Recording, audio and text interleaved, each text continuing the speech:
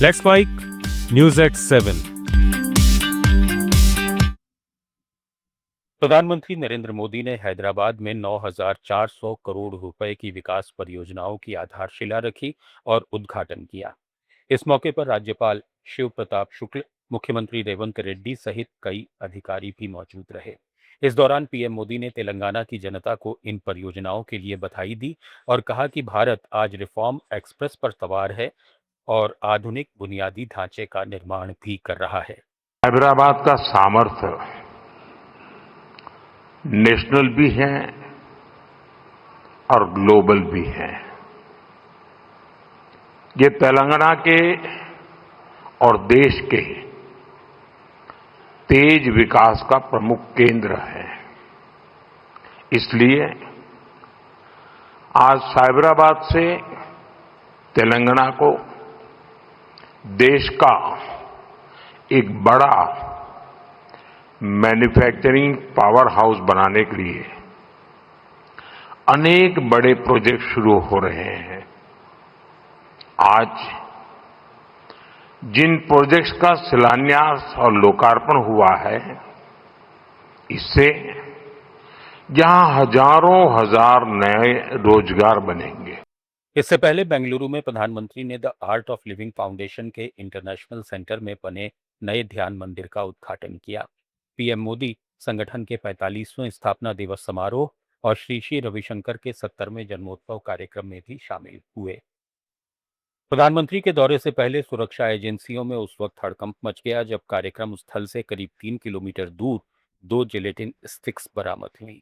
Police और बम निरोधक दस्ते ने इलाके को घेर कर जांच शुरू कर दी है। एक संदिग्ध से पूछताछ भी की जा रही है।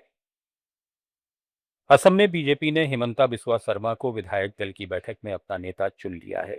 बीजेपी अध्यक्ष जेपी नड्डा ने इसकी आधिकारिक घोषणा की। हिमंता 12 मई को लगातार दूसरी बार मुख्यमंत्री पद की शपथ लेंगे।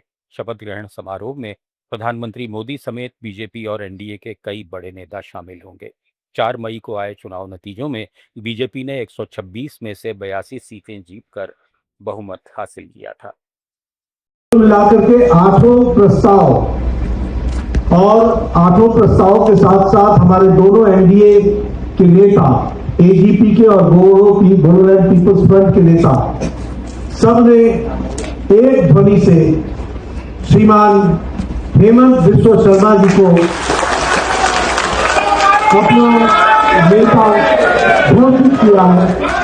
मैं अपने सहप्रभारी नायब सिंह की उपस्थिति में हेमंत बिस्वा शर्मा जी को विधायक दल का नेता घोषित करता हूं और उनको बहुत बहुत बधाई है। ग्रेट निकोबार डेवलपमेंट प्रोजेक्ट को लेकर कांग्रेस सांसद जयराम रमेश ने केंद्र सरकार और पर्यावरण मंत्रालय पर सवाल उठाए हैं।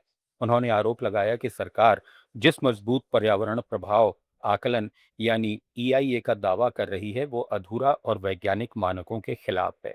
इतने बड़े पोर्ट प्रोजेक्ट के लिए कम से कम 3 मौसमों का विस्तृत अध्ययन जरूरी था, लेकिन सर्वे सिर्फ एक मौसम में किया गया। कांग्रेस नेता ने दावा किया कि जैव विविधता और लेदरबैक कछुओं का अध्ययन भी केवल कुछ दिनों तक सीमित रहा। घने जंगलों की वजह से कई इलाकों का ठीक से सर्वे नहीं हो पाया। जयराम रमेश ने एनजीटी की हाई पावर कमेटी रिपोर्ट को गोपनीय रखने पर भी सवाल उठाए और सरकार से रिपोर्ट सार्वजनिक करने की मांग की। उन्होंने चेतावनी दी कि ये परियोजना ग्रेट निकोबार के अनोखे इकोसिस्टम और जैव विविधता को गंभीर नुकसान पहुंचा सकती है। पश्चिम बंगाल में भाजपा नेता शुभेंदु अधिकारी के पीए चंद्रनाथ रथ हत्याकांड की जांच में बड़ा खुलासा हुआ है। पुलिस को हत्या में इस्तेमाल कार का सुराग एक टोल प्लाजा से मिले यूपीआई पेमेंट से मिला। आरोपी ने टोल टैक्स ऑनलाइन चुकाया था, जिससे उसका मोबाइल नंबर और पहचान सामने आई। टोल प्लाजा के सीसीटीवी में संदिग्धों की तस्वीरें भी कैद हुई हैं। जांच में पता चला है कि हमलावरों को पहले से मालूम था कि रथ कार में कहां बैठे हैं। पुलिस को शक है कि पेशेवर शूटरों ने ये वारदात की और इसके लिए बाहर से मोटरसाइकिल मंगाई। एसआईटी अब यूपी, झारखंड और बंगाल में लगातार छापेमारी कर रही है। 3 लोगों को हिरासत में लेकर पूछताछ की जा रही है, लेकिन अभी तक किसी की गिरफ्तारी नहीं हुई है। न्यूज एट 7 में फिलहाल इतना ही। बने रहिए लेट्स माइक के साथ।